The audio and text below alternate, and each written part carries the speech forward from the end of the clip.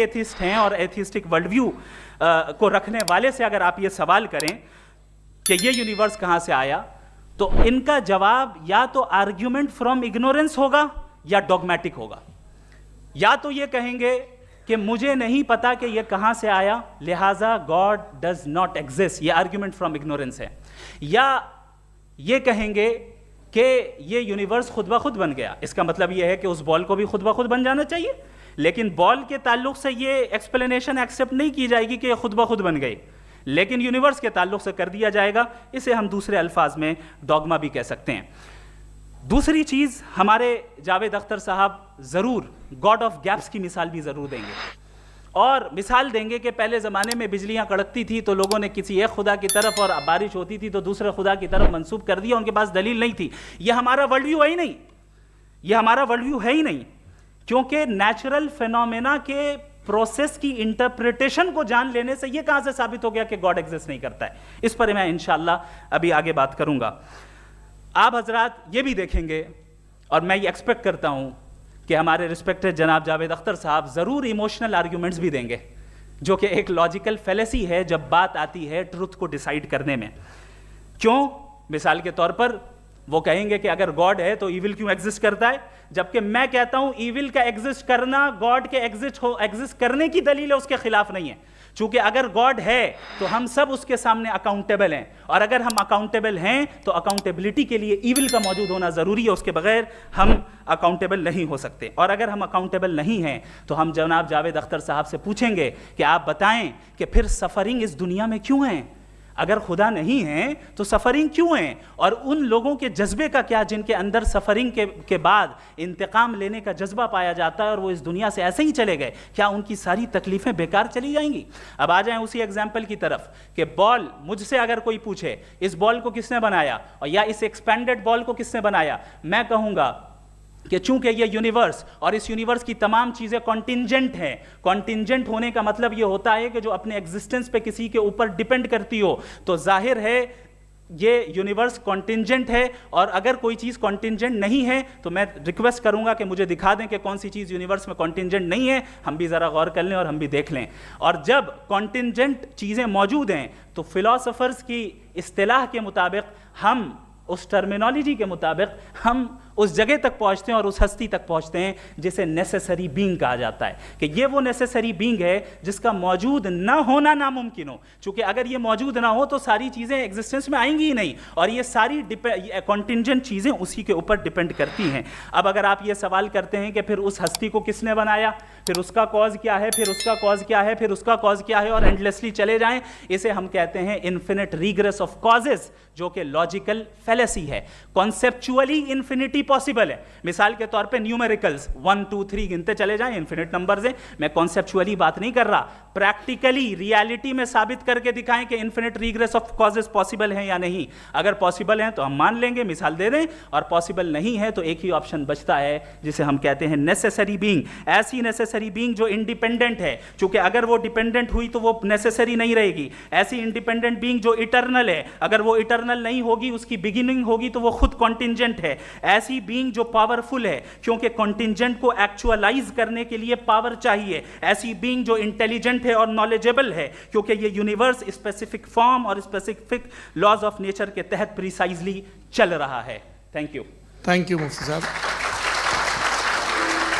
मैं इन दलीलों के बाद जावेद अख्तर साहब से गुजारिश करूंगा, आप बैठ के बोलना चाहेंगे या वहाँ? जी।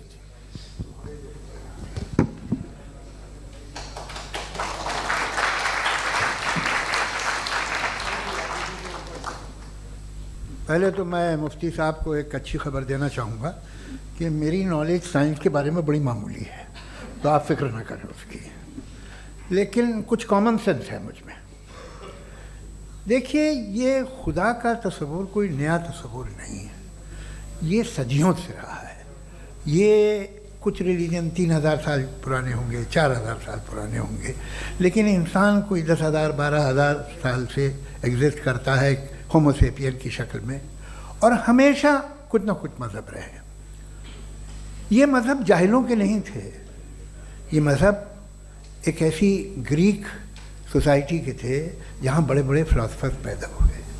ये मज़हब इजिप्शियंस के थे जिन्होंने पिरामिड्स बनाए थे, ये रोमन्स के थे कि जिनका आर्किटेक्चर और सेनेट यानी पहली बुनियाद डेमोक्रेसी की लिमिटेड थी मगर डेमोक्रेसी थी, ये उन लोगों ने किए थे। तो इनका जो जुपिटर था, रा था, ज़्यूस था, उन्हें उस पर इतना ही एतमाद था जितना आज किसी मजहबी आदमी को अपने खुदा पे होगा।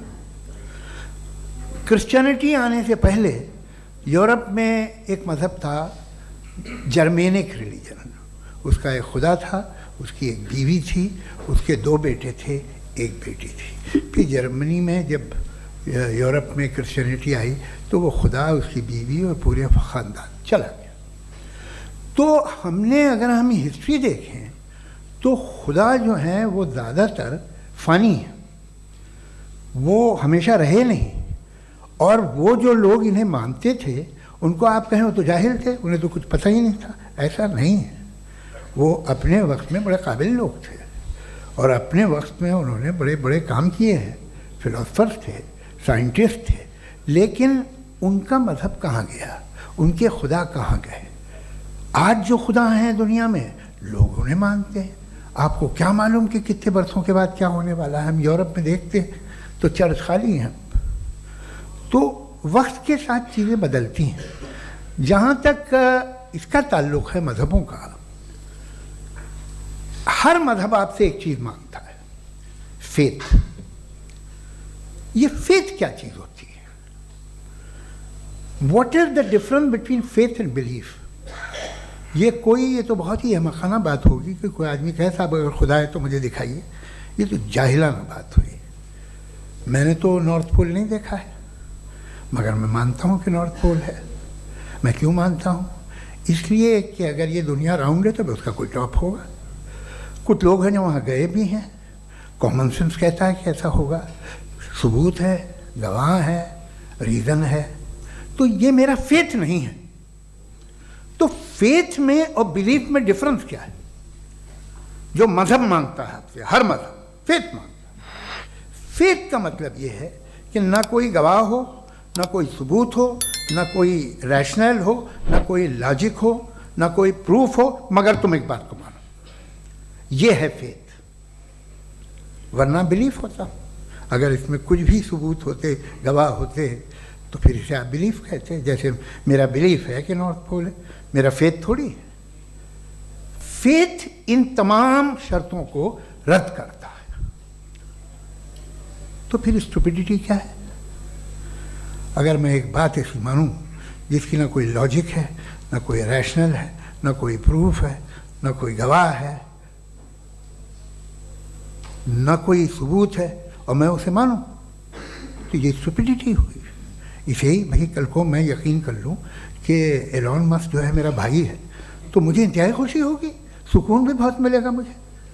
लेकिन और कहे भाई क्यों मानते हो, क्या सबूत है? भाई वो तो अमेरिकन है और तुम तो इंडियन हो, वो तो नस्ल अलग है, तुम्हें कभी मिले भी नहीं। साहब देखिए मेरा फेथ है, इस पर बात न किया। फेथ का मतलब ही यह है कि आप प्रूव नहीं कर सकते। अगर आप प्रूव कर सकते हो तो फेथ की ज़रूरत ही नहीं, फिर तो आप बात करेंगे, आप कितनी बहस कर लीजिए। अल्टीमेटली दुनिया का हर मज़हब फेथ पे टिका है, और फेथ का मतलब है एक ऐसा यकीन जिसका कोई सबूत, कोई गवाह, कोई रैशनल नहीं। अब आप ये कहें, क्या आप ये क्यों कह रहे हैं कि साहब ये कायनात किसने बनाई? कमाल ये है कि आपने बताया कि एक आइलैंड पे गए और एक बॉल देखी। आपने ये नहीं कहा कि आइलैंड किसने बनाया, आपको सिर्फ बॉल पे हैरत हुई। हमने आइलैंड पे हमने हैरत नहीं की, होते हैं आइलैंड। इसी तरह ये आइलैंड है, सितारे, ये गैलेक्सीज, ये सब आइलैंड हैं खला में। हम उन्हें टेकन फॉर ग्रांटेड लेते हैं, हम पूछते नहीं किसने बनाए। आपने जजीरे के बारे में भी नहीं पूछा है। मेरी पैदाइश कैसे हुई? क्या मैं प्लान पैदा हुआ था? I was plan to be born, या एक लकी स्पॉन था जो किसी एक से चिपक गया?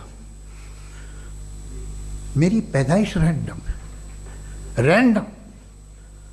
और इंसाफ जिसे आप कहते हैं, इंसाफ का तो नेचर से कोई वास्ता ही नहीं है। जो आप कहते हैं कि एक दिन इंसाफ मिलेगा, इंसाफ is a human concept, nature में कोई इंसाफ नहीं। अगर शेर हिरन को खा जाता है तो उसे कोई सजा नहीं मिलती। अगर एक आंधी आती है और हरे भरे पेड़ों को उखाड़ के फेंक देती है तो आंधियों की जेल नहीं होती है। नेचर में इंसाफ नहीं, इसलिए मुझे नेचर को इंसाफ की ज़रूरत भी नहीं। नेचर तमाम एक है। अब हम कहें कि साहब ये देखिए जो मैंने खाना खाया था ये मेरी आँख तो नहीं यूँ कर दिया उसे तो इसे सज़ा मिलनी नहीं, वो सिस्टम है, ऐसे ही चल रहा है। नेचर बगैर इंसाफ के है। इंसाफ इज अ ह्यूमन कॉन्सेप्ट। तो जो आपसे कहता है कि मैं तुम्हें इंसाफ दूंगा वो इंसानी जहन की पैदावार है। ये नेचुरल है ही नहीं, ये आसमानी है ही नहीं। नेचर का तसव्वुर, इंसाफ का तसव्वुर। भाई आप साथ मिलते हैं, अब आप लेफ्ट हैंड ड्राइव कर दें, ये क्या है? तमाम सच, तमाम नेकी, तमाम शराफत लेफ्ट हैंड ड्राइव है। वरना क्या होगा, या तो आप क्रॉस कर देंगे, आपका एक्सीडेंट हो जाएगा, या आप किसी को मार देंगे, या ट्रैफिक जैम हो जाएगा। झूठ, बेईमानी, रिश्वतखोरी, ये तमाम जो है driving on the wrong side है। इसके ऊपर कुछ नहीं। ये तो हमने बनाया, जैसे हमने लेफ्ट हैंड ड्राइव बनाई है। ये कॉन्सेप्ट ऑफ इंसाफ जो है ये हमारा